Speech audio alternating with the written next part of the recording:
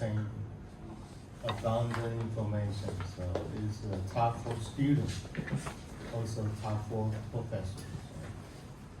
I need to just more focus on the course. I hope. Yeah, don't worry about the grade, and that's not important.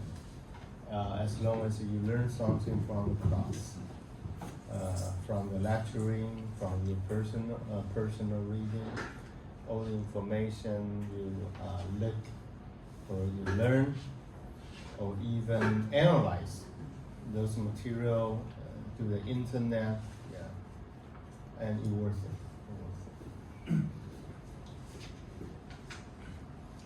So,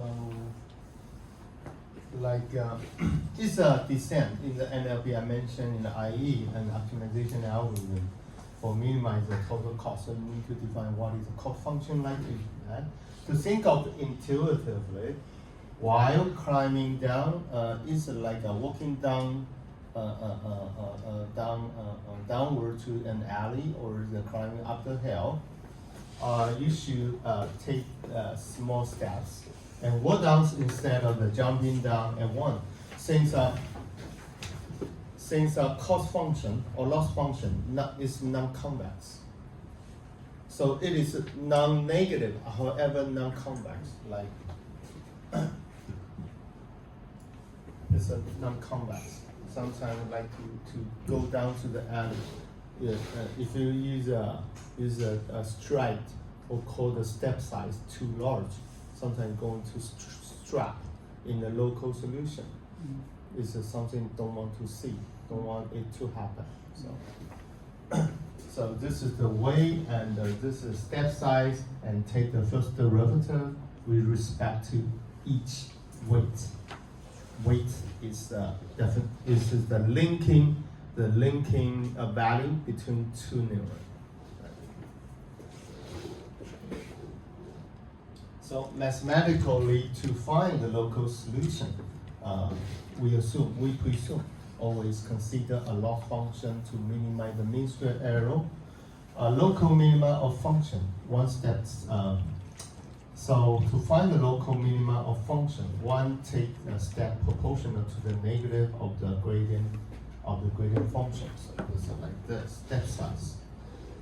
We look at the default in the add-on. Typically, they use a 0.001 as a default setting for the step size. It's called the alpha. Okay, then learning rate. In here is a error.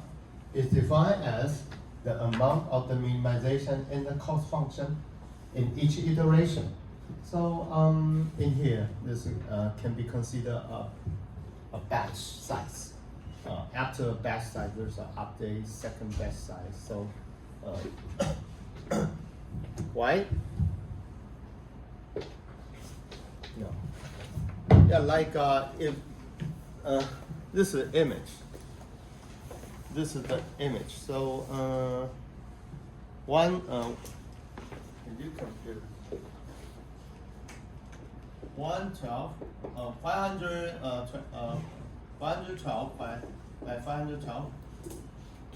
Yeah, good number.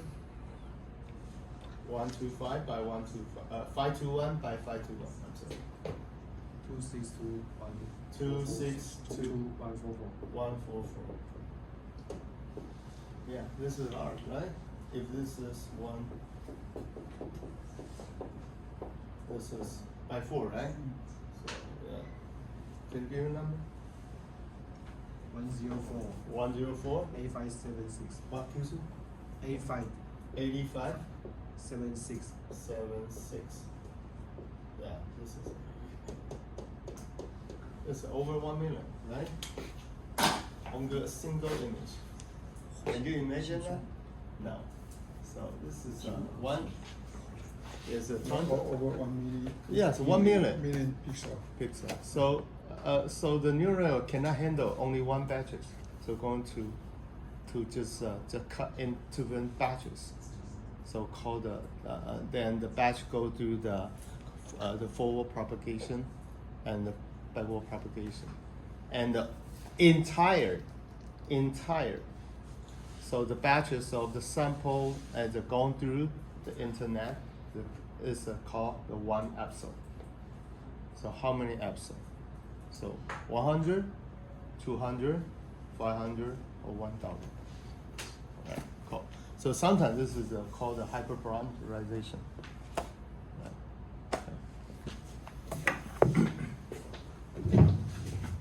So, yeah, this is some illustrations. So learning rate, each iteration, simple terms. The rate at which we descend toward the minimum of cost function is the learning rate. So we should choose the learning rate very carefully, since it should neither be very large or neither very small. The optimal solution is missed or no trapped in the local solution. So this is some illustration very high. However, epoch. The high learning rate, the loss, yeah, sometimes it can drop. So however, it is too aggressive, extrapolate, outshoot the optimal region you try to search for. So too high learning rate. Too learning rate, well, inefficient, so it wastes your computing capability, the GPU time, right? Yeah. So something, the curve in green is something you're looking for. Yeah, this is yeah. So I asked Patty, how do you determine how many episodes you use? So we look at the graph. Okay. So finally, when you submit homework, you need to show the graph. So there's something in the deep learning. You look at the loss, the conversion plot. However, on the contrary, if you use a reinforced learning, there's another thing you like to look for, visualize, called the reward.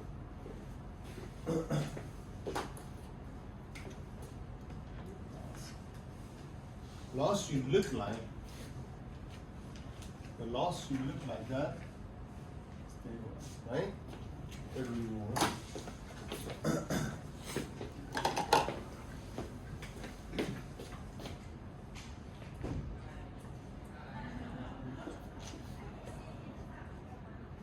Should look like that. Just climbing and stabilize in the reinforced learning.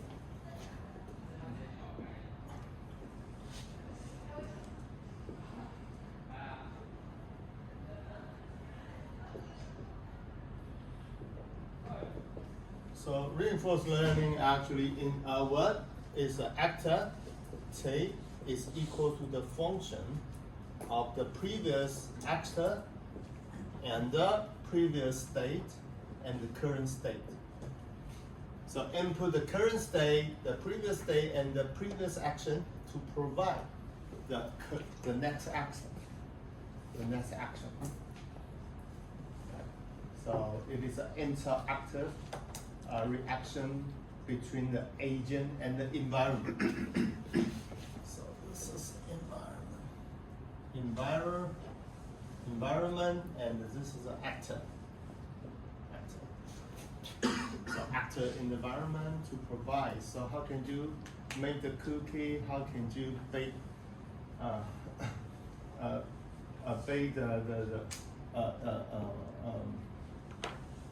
the bread, or how can you make the fettuccine? So some recipe, right? Yeah. Okay, this is so much I can talk about. So can talk for hours. I need to proceed. Reinforced learning. Also, ChatGPT also on the really last step, they use the reinforced learning in order to think what should I complete the sentence. When I talk to Keith is a real person, I'm a machine. When you just give me a question, how can I complete the sentence? So ChatGPT uses reinforced learning to prioritize what is the next token to complete the answer to his question or query. Yeah, very interesting. Okay, so I think Yes, backpropagation. Yeah, this is the very exciting things. Yeah, this is how made Jeffrey Hinton won the Nobel Prize. Backpropagation.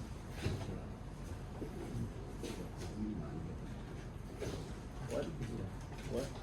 No. Yeah, what is that? The backpropagation. Yeah. Nobel Prize. Yeah, 2024. When we define a neural network, we assign random weights and bias value to our nodes. So one have received the output for the single iteration. We can calculate the error. We take the error first derivative. Then the error is then the error. We evaluate the discrepancy, that is called the error, and the fact back to the neuron, the network, along with the gradient of the cost function. We take the first derivative, partial L, partial W. That means we try to minimize the error. Then, this error, we like to minimize, take the first derivative, and how long, what is the step, how large the stride you're going to take. And then this is the previous state parameter, this is the updated parameter called the backpropagation.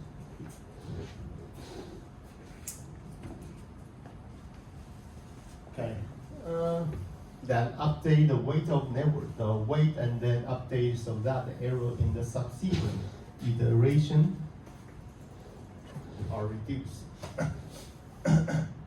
Once it is updated, the output is more optimized. So backpropagation from the back, t minus 1, t minus 2, t minus 3, and so on and so forth. So how should I?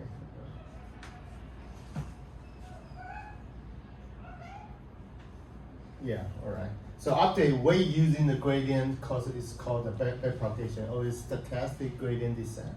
So in backpropagation, the movement in the network is backward. As I mentioned, the arrow along with the gradient flow back from the output layer to the hidden layer, and the output layer, hidden layer, weight and weight updated. That's it. So all the way updated. Output layer, hidden layer. Hidden layer is constructed by the link. That is this is represented of the weight. And then batches. So we train. While training a neural network, instead of sending an entire input, as I mentioned, this is not possible. Over 1 million, just throw in one shot operation, which is not possible. Instead of sending entire image into one go, one shot operation, we divide input several chunks of the equal size randomly. Yeah. Okay. So training the data on batches make the model more generalized. So however, sometimes, why we need to do the batch normalization, sometimes randomized. So this is a variability exists between batch to batches. That's why we need to normalize between batches. Okay. As compared to the model built when the entire data set fed into the networks into one go. So once in a while, computer, always a computer is an issue. Once in a while, when maybe within 10 years, believe me, most of job will no longer exist anymore. So human, everybody need to work, not necessary. So sometimes, reality is living in utopia, and when it's going to be supported by social security, you just stay at home, and you try to help the elderly and live in a society safely. Well, actually, I don't know. Since the production is fully automated by smart manufacturing, supported by the I don't know, the Android, a humanoid. Actually, I don't know. So everybody at home, the household, going to be a robot. I think that will be realized in 10 years, I believe. Then, okay, so there's a batches, modular, okay. Then, epochs. So an epoch is defined as a single training iteration or batches. Entire has been fed into the network and it is done. That is called an epoch, right? So epoch is defined an iteration of all batches. So if there's a one single cut in batches, this is the first sample, second sample, all the sample has been fed into the neural network, and it's called a one iteration. No, one epoch. I'm sorry, not one iteration, one epoch. So that means one epoch is a single forward backward pass of the entire input data. Input data is, for example, if it is a 200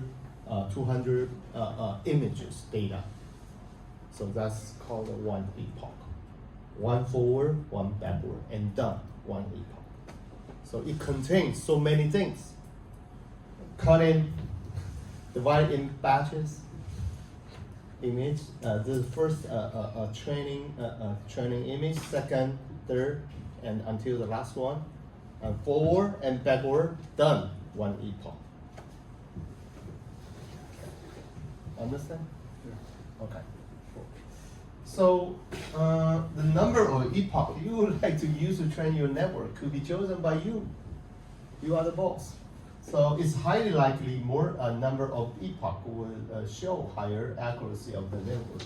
So remember, always try to be cautious, substantially cautious about the overfitting and underfitting.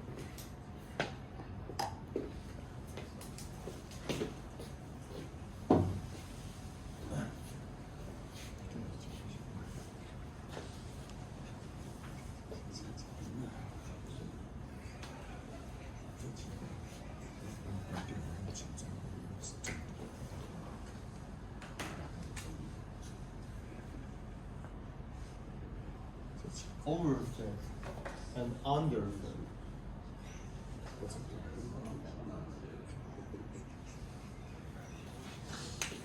So what is the difference between these two phenomena? Somebody? Gentlemen?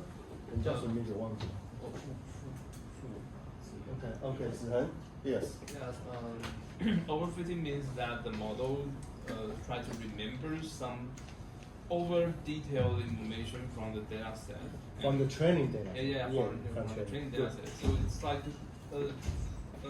take an example. If we're going to prepare for some examination, I can just memorize all the solution, all the answers, and just put all the answers directly. For that particular type of question, right? Yeah. Okay. Then go on. And for underfitting, I think that means the network we can still put more epochs for training because it's far from a well-trained status. And that's my 2 cents. Yeah. So the question is, in the testing, something you never seen. So even though the training loss is very low, however, in testing loss is very high. That means, so it is not generalizable to all the data in the data set. So how can we just conquer this kind of difficulty? So, what do you think? To conquer overfitting, Yes. I think maybe some dropout would Dropout. be your help. Yeah, dropout is try to overcome the difficulty of the vanishing what gradient, right? Gradient. Right. There's nothing to do with overfitting, right? Somebody? Sonia. You know what I'm talking about? No. Overfitting, that means, so sometimes maybe unlucky, we just, with the training set is biased. we're going to train. We'll take a random sample to train again to compare the different training the train classifier. If they still have the same they have the same difficulty, that means the data set may not large enough. But we need to provide or to collect more data. So sometimes that means the overfitting. That means we train the model.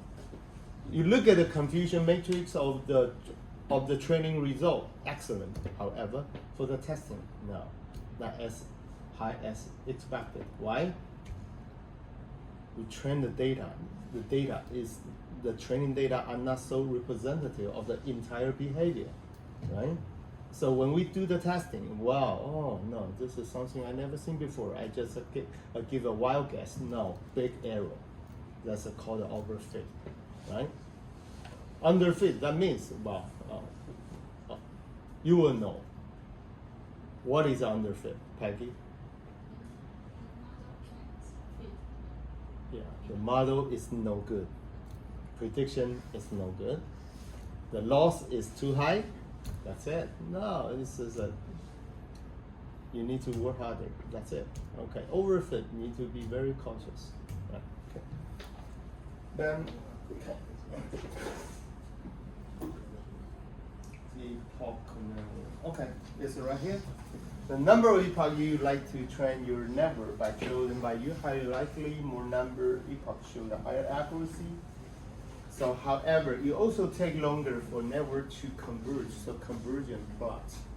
So also you must take care that if the number of epoch too high, the network might be overfit. Yeah, yes.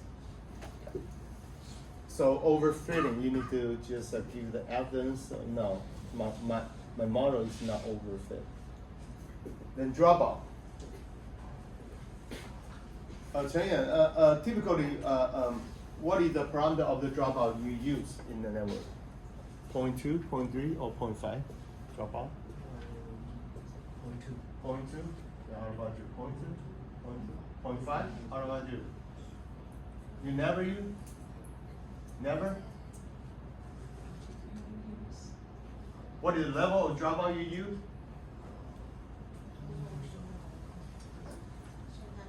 Okay, so typically when you put the dropout before the flatten?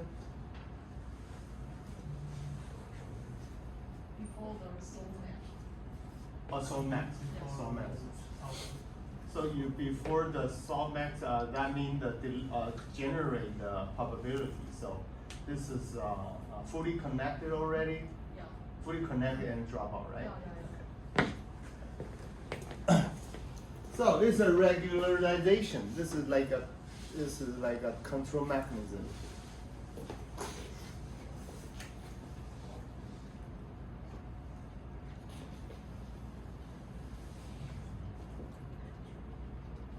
Control mechanism. So which prevent overfits of a neural network, also avoid the gradient vanishing. So as the name suggests, during training a certain number of the neuron by some probability p in the hidden layer randomly drop. So actually we don't update that. Sometimes when we this is really deep. We have a really large number of epoch. Finally, the gradient vanish close to zero. It won't matter how long, how meticulous you train the model.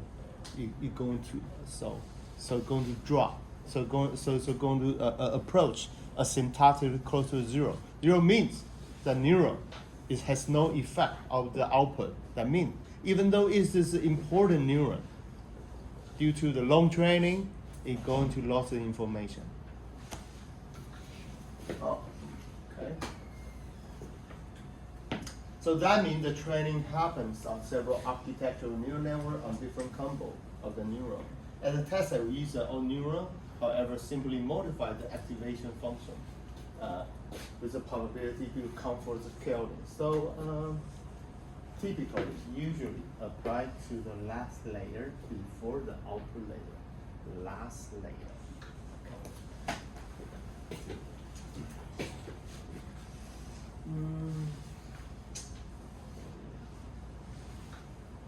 Okay, batch normalization.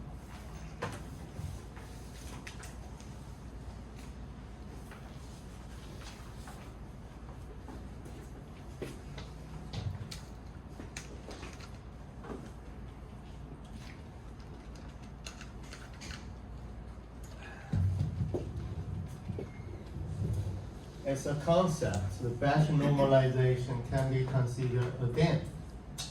Yeah, it's like a dam. We have set a specific checkpoint in a river, so that is done to ensure the distribution of data are evenly distributed.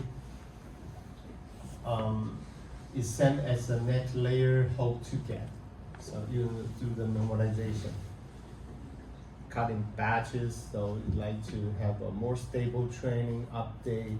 So don't expect too much variation from batch to batch in a single pass of the single image, right?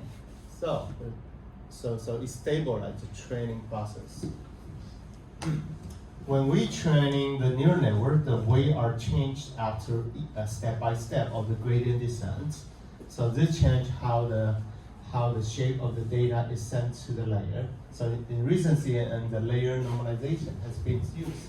I mentioned later in transformer, or in diffusion can be applied.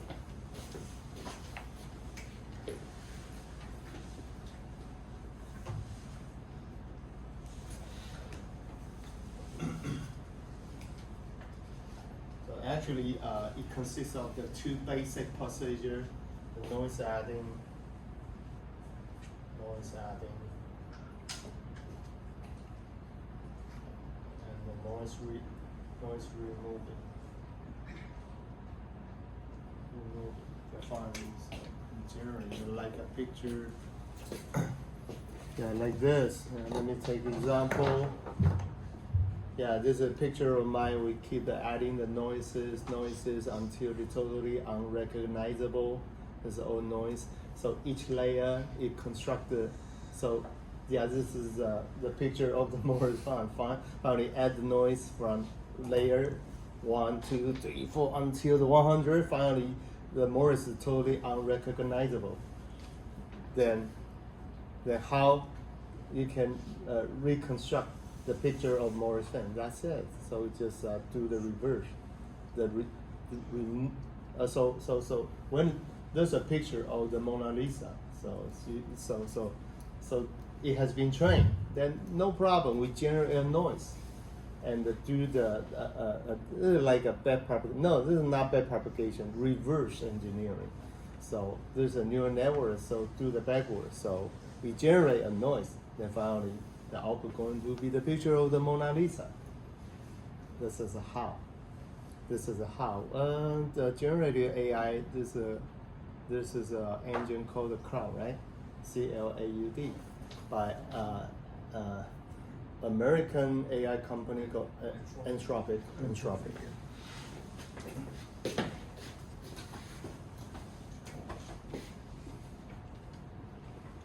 CLAUDE, right? Three, right? I believe three. Anthropic. Anthropic. So it's also the team member of the former OpenAI. Anthropic Cloud. So typically, Midjourney will be a tool.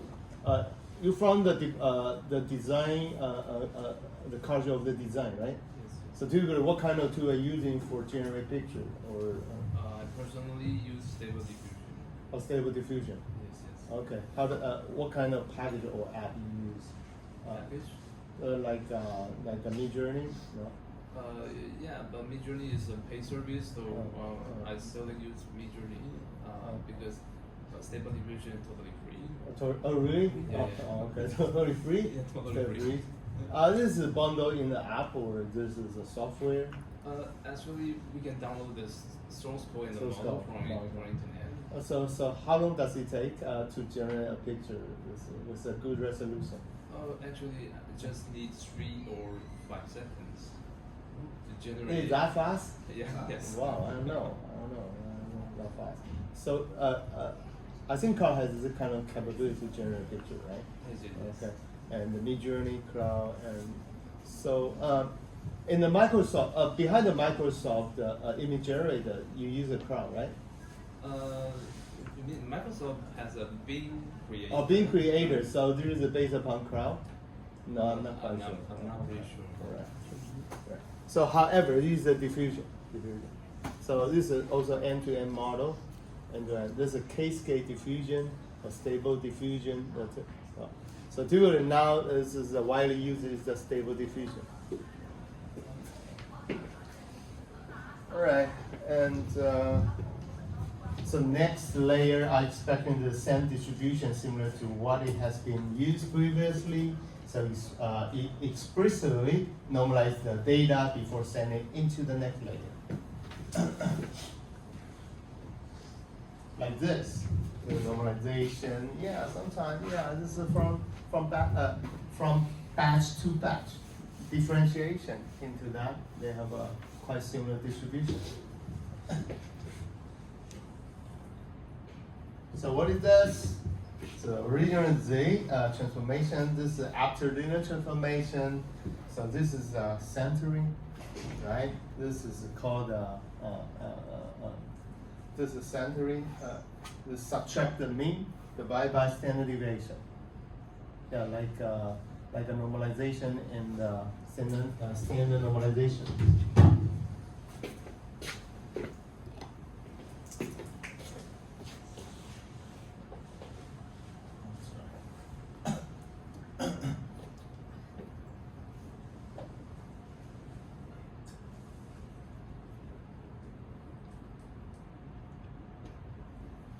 Subtract the mean, divide by standard deviation is approximately the standard normal distribution with zero mean and the univariance.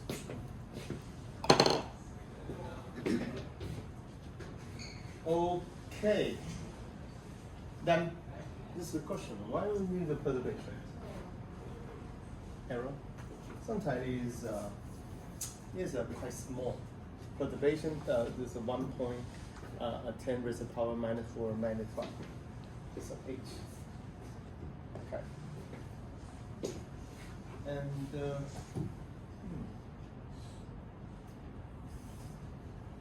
okay. Padding. Wow. Okay, padding. Chen Yan, so what is the purpose of the padding for? Padding? Or okay, Taylor. Okay. Padding. What is padding for? Question. Is like you need to like how do I say? You need to padding. If you did not padding, you have get a smaller picture. Yeah, sure. You need to fit some image size you like to have. Information will not be lost that much. So yeah, the padding. Yeah, padding like is a broken part. We just put a touch, edit to enlarge after processing step. So after application of filter, the size shrinks. Size of the lens and the width of the output keep getting smaller to smaller at each convolution layer. Padding refers to an extra layer. And the zero, so zero represent in CNN, what is the color of zero? Black, totally black. So zero across the image, so the output image has the same size of the input. So yeah, the padding. So that is known as the same padding, zero padding. And after application of filter, we convolve.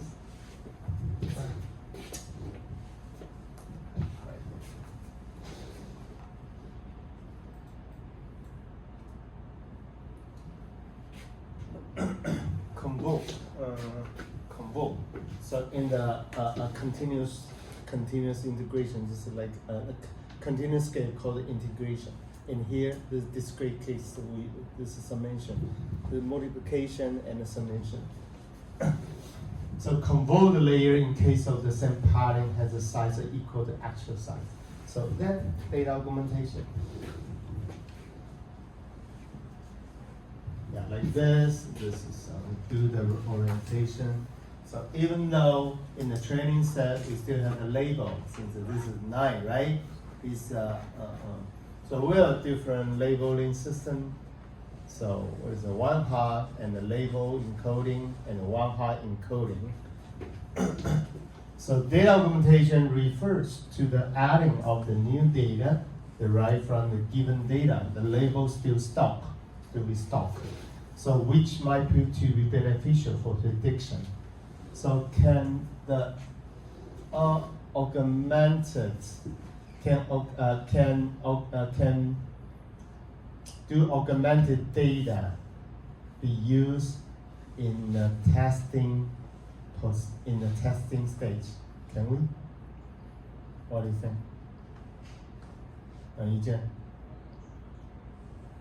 Augmented data, we have a label.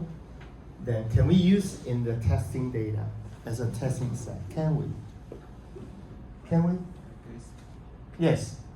Doesn't make really sense. No sense at all. Good, very good. So this is the synthesize. Any synthesized material cannot be used for testing. So it is artificial, not the real output in the practice or in the or in the production process. Right. Good, thank you.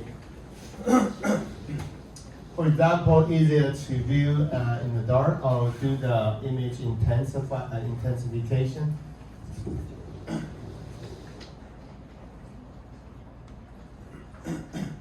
So this is raw material jiggering, scaling. So original scale between the between different domain.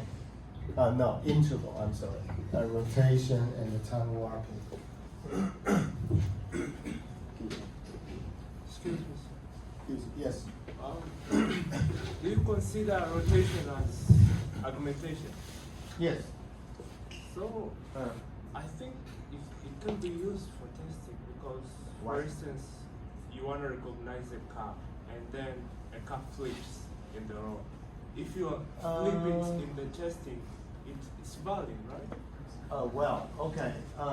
Theoretically, it is valid. However, typically in testing, when we do the vehicle, the license plate recognition, so we never has reverse a picture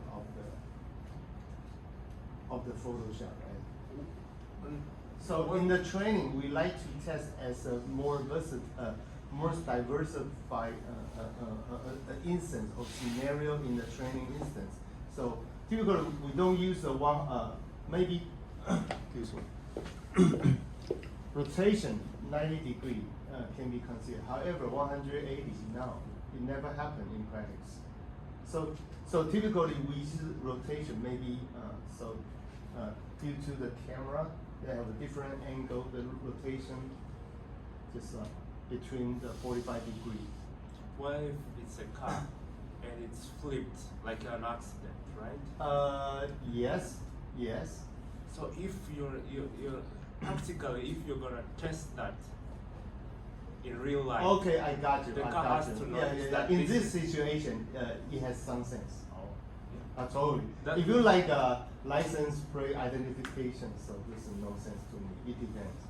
Yeah. So I got you. Yeah. Is this clear to you now? So Yeah. it depends on what kind of depends. scenario you like to have. Yeah, the kind of augmentation. Yes, augmentation. So, like a car accident. Yeah, this is the different situation. So you have a different augmentation based upon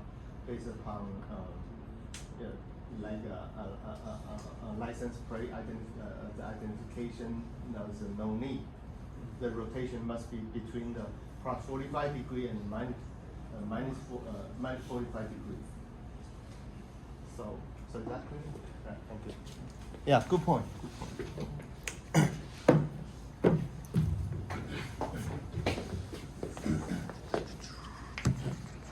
好，关了吧，没关系啊，就录像就可以。哦，好好。